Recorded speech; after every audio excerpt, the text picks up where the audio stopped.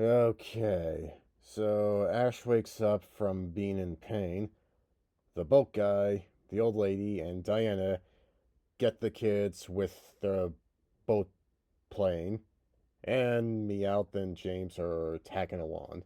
Suicune finally shows up again to do whatever, while Jessie complains about being trapped. Mask Marauder tells Jessie he wants her to see how he can control Celebi. He does this by telling Celebi to turn his energy wood ball into... What the fuck am I looking at? No, seriously, I have no idea what this bad CG monstrosity is supposed to be. Mask Marauder tells Celebi to take down the flying boat, and our heroes crashes into the lake. Ash tells Pikachu to use a shock move on the twig monster Celebi created. It does nothing. I don't know why he thought that would work. So Suicune shows up to fight Celebi's twig monster for a bit. Mask Guy brains out his evil Pokemon to stop it, but Brock brains out his own Nonix to fight them. Then Suicune takes Ash and Sam up to the Celebi twig, but Suicune is caught by Celebi's vine, so the boys have to climb up. Then the boys see Jessie, and she tells them that Celebi is on the very top of the twig monster. Hey, she did something important for the story. Good for her. Ash and Sam plead Celebi not to destroy the forest. After attacking them, and after feeling conflicted for a little bit, it turns into a good guy again. Celebi's powers makes Mask Marauder guy's Pokeball break, and his Pokemon are free and not evil anymore. And this also makes the twig monster fall into the lake. Celebi uses its powers to bring Ash and Sam safely to the lake, but it weakens and it dies. Suicune dances on the lake to clean it up. Ash puts it in the lake so it can heal like it did earlier, but it's not doing anything because it shot lasers in the lake earlier. Ash tries to feed Celebi's dead body some cherries, but it keeps falling off.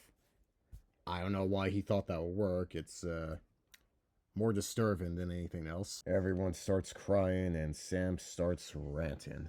Celebi didn't do anything wrong.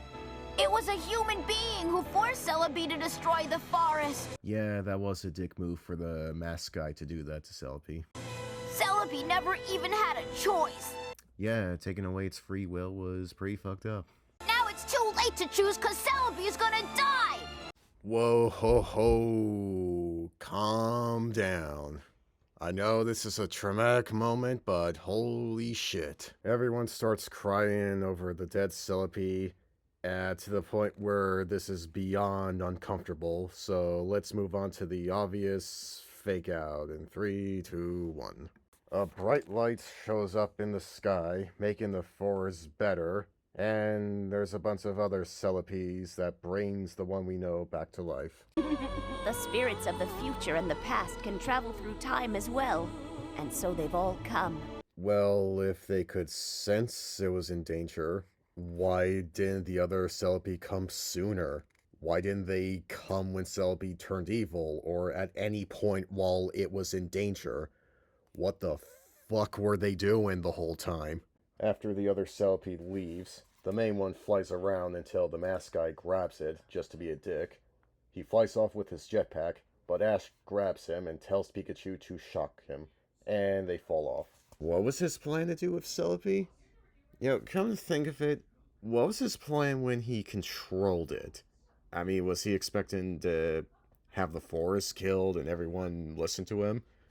Why not make it go back in time, kill the head of Team Rocket, and start the organization yourself? Celebi helps Ash and Pikachu land safely, and Mask Guy is swept up by some of the forest Pokemon. Suicune leaves after not doing a lot.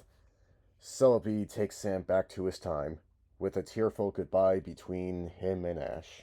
I feel like this emotional scene is very forced, so I feel nothing. Later, the kids tell Professor Oak about what happened. Ash is sad that he may never see Sam again, but Oak reassures him that he may see him again and true friendships, last a lifetime or some shit. The kids head to the boat, and Misty wonders how Professor Oak knew Sam's name when they never mentioned it. Then we see Professor Oak hold a picture of Pikachu and Celebi that Sam drew. So, the Sam Ash had adventures with is actually Professor Oak as a kid. Okay, I'll admit, that's a pretty good twist. And it makes sense to why Professor Oak trusts Ash so much with so many things, despite being a screw up. But it doesn't change the fact that this movie sucks my ass. The bad guy was a one-dimensional asshole, his plan made no sense, the story was boring, Celebi had no personality other than being cute, there's too many over-sentimental moments, the color palette of the animation looks muted at times, the CGI moments don't hold up, some of the side characters are forgettable, and Brock and Misty don't really do a lot. Come to think of it, Misty didn't do shit in this. Oh, I forgot to mention Selby healed Misty's knee after being healed by the Lake of Life earlier. And Team Rocket are swimming in the lake, so they're fine. I like the soundtrack for this movie, so, that's good. Okay. After seeing this movie a second time, I hope to never watch it again. So I'm gonna get my masturbating cream, think about Camille and Delia, and drink a beer. Fuck you and goodbye.